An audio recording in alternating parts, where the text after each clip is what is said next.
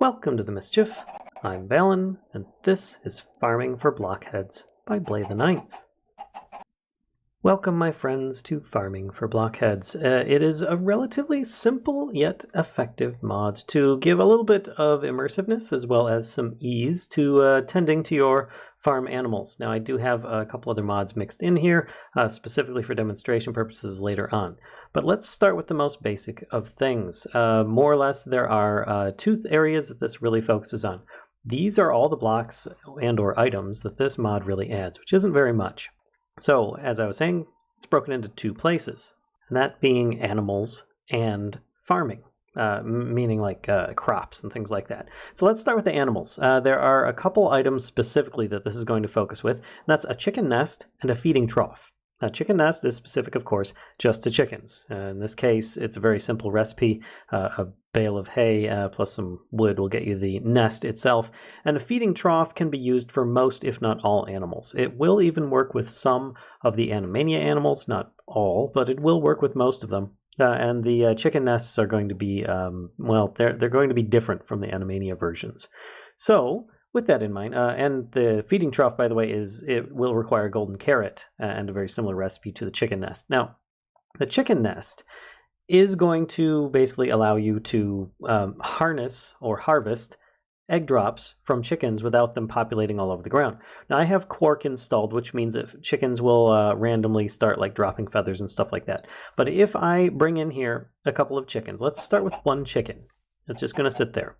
This is where I'm going to show you the trough as well. And then we'll come back to the eggs in a minute because it will take them some time to actually lay some eggs. Now, a trough, you can just right-click food in there. You see the chicken, of course, wants the seeds. And it will hold up to a stack of any given, food or even items. Look, I can put my diamond pickaxe in there if I really want to. But you just set it down in the world. You fill it with some kind of food. And if there are two of a similar item, then they will start automatically breeding them in, I believe it's like an 8-block radius. You can change the configs in this so that you can have it so that they do more. And they will constantly keep on breeding them whenever they're available to when, currently the default is set for 5 chickens or 5 of one animal type. So if I bring in a couple of cows, they're going to start breeding. A couple pigs, they're going to start breeding. Oh no, they won't because there's no eggs. I have wheat over here, so they're going to make a baby cow. There we go. The pigs, on the other hand, will not because I didn't put any carrots out, which of course I believe is what they end up breeding with. Now the chickens will keep on breeding until there's a maximum of 5 animals. It doesn't do anything about like slaughtering them or anything. That's for you to do. So you could actually have a whole bunch of small farms put together or a mixture all in one area with a bunch of different food troughs. You can even, if you so desire, get a hopper into these things and then you can pipe it in so that you can have a constant amount of food being piped in. You can see it's draining from the item hopper. And as it fills up, there you go. You can start seeing it go in. So you can actually pipe into these things. It's pretty good. I believe you can pipe out as well, but I don't think you'd really need to. Now, the chicken nest, in this case, I have more than, I've at least got 3 chickens here, 2 of which should be laying eggs, but there is a timer, vanilla timer for that before they start doing that once they've been spawned into the world. It'll take them a few minutes before they do it, and when they do, it'll land on this chicken nest. Now, I'm actually going to get a lever here and put it next to this hopper so that it doesn't actually work. I don't want this hopper to effectively work. And let's actually take this out. I'm going to put the chicken nest here. I can put another one over here if I so desire, but I just don't want it to do it. I want you to see what it looks like first. Now the other thing is that you can put a hopper below it like I had, and it will actually work to drain any nearby eggs out. This is basically kind of like a vacuum for chicken eggs. That's it. It'll only do chicken eggs. It will only store up to 4 at any given time in it. But then if you have something like a hopper or even a hopper going into a chest, then it can just constantly keep on grabbing the eggs as they spawn. And this will allow your chickens to roam around a bit so that you can have a bigger radius and a little bit of immersion at the same time. Now, we'll come back to that as it will take them a little bit of time to do so. But let's get into the farming section. Now, the farming section actually has a couple things as well. There is the market, and then there is the different fertilizers. Let's do the market first, because I have another mod in here that is going to be used to demonstrate how this works. So the market is a simple crafting device, just some wool and some wood, and you put it down and you'll get one of two different results depending upon where you place it. So let's start placing this inside of something or underneath. It does not have access to the sky. If I place this here, you'll see a villager of some sort will start popping up. You can actually, Emerald Muncher, you can change the name on here, so if I wanted I could have it be called Volunteer. But in this case, this is how this works, and it's a random chance for the different names. It'll pop up, and you just right-click on the stand. Even if the villager is dead, gone otherwise, you can right-click on here and access its insides. Now this is currently just set up with regular vanilla stuff. You can add or subtract different things in here, and you can buy saplings. It will cost you 1 emerald for an oak sapling. If you're in the middle of a desert or something like that, this could be great. Or even if you're playing on a water map or whatever and you don't have access to these things, this would allow you to gain access to them. And then, of course, it's got different sorting mechanisms that you can choose on the side. It has a search function at the top. It's pretty darn cool. And it's used in a lot of different mod packs and is highly customizable for all the different things that you can put inside of it. Now, if I were to remove this, pow, the villager disappears, nothing really happens. That's it. You can then still use it and place it elsewhere. So let's say I put it out in the open, all right?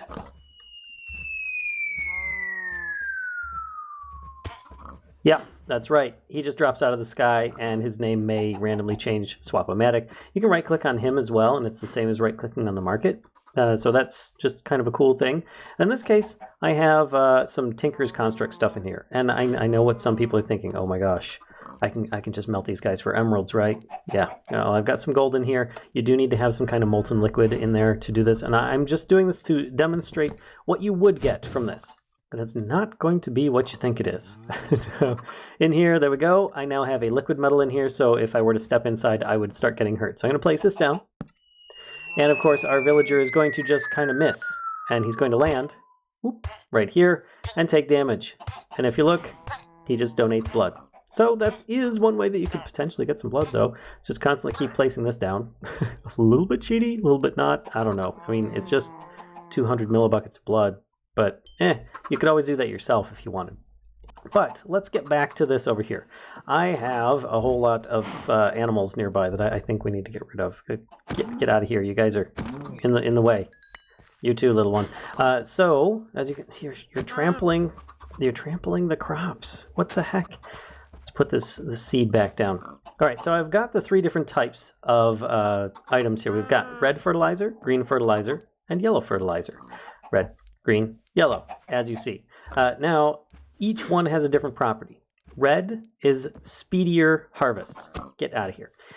Speedier harvests are going to basically grow really fast, and they're just really, really good.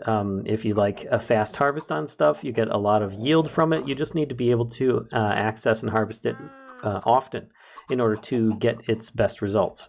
Green is going to give you a lot of materials from a single harvest. So for example, this being red, if I break this, I got 1 wheat, and I happen to not get any seed. Maybe there's a seed laying around? No. It's your standard vanilla stuff right there. Now if I go for one of these green ones and break it, I'm likely to get more stuff from it. I got 2 seeds and I got one wheat in that case. But you can actually change these in the configs as well. I did test this and it is currently now working. On an older version there was a little glitch with it, but it's fixed now. And if you go with the yellow, let's just say that you're tired of animals trampling your crops all the time, like this. You see, trample. Well, yellow, it doesn't happen. So that is the benefit there. If you just want something that's not going to get trampled, whether it be for looks or otherwise, that would work. Now green, you can trample. Red, you can trample. So you do have your drawbacks. Now here's where you might think, all right, well red, if it just has these things popping up really quickly and easily, then why would I not go for green? Thing is, you might not always be available. Oh, shoot, they're all chasing me now. There you go. You might not always be available to harvest your crops. They might be, kind of sitting around. If I have this here, let's actually show you what it looks like when you do this. All you're doing is just, boop, right click, and it's gone. And that's how the fertilizers work. But it would allow you to get a better yield the rare occasions that you are able to harvest your crops, though it would still grow at the normal vanilla rate. But like I said, you can always change a lot of the stats on these different fertilizers in the configs if you so desire. Now, each one, the red fertilizer, is, well, basically red, gold, seeds, and bone meal. Green is going to be green and wheat, and then the yellow is going to be dirt and yellow. So, and that's just for one use on one block for each one. So you can make your farm even more powerful. Adding down a whole bunch of red will make things come to life a lot quicker if you have some kind of automated farm going on and so on. And if you look over here, we do have eggs indeed farming over here, and I can just right click and pick them up. By right clicking again, I do not put them back in. It's not how it works. And if I break the block underneath, it will stay in place, and I can feasibly get this hopper, pick it up, put it down underneath, and then any eggs that appear in the area, you'll start seeing will appear and go into the hopper. And there you go. I'm sure you just saw a brief little puff, and something happened there. If I click on the hopper, you can see there is an egg inside. So that's pretty much it. There you go. Farming for Blockheads. I hope you guys enjoyed this little bit by bit. If so, be sure to give a like, comment, subscribe, and as always, be sure to spread the Mischief to others if you think they'll enjoy this kind of content too. And if you want to support the Mischief, please check out the links in the description below. Until next time, folks, I'll see ya.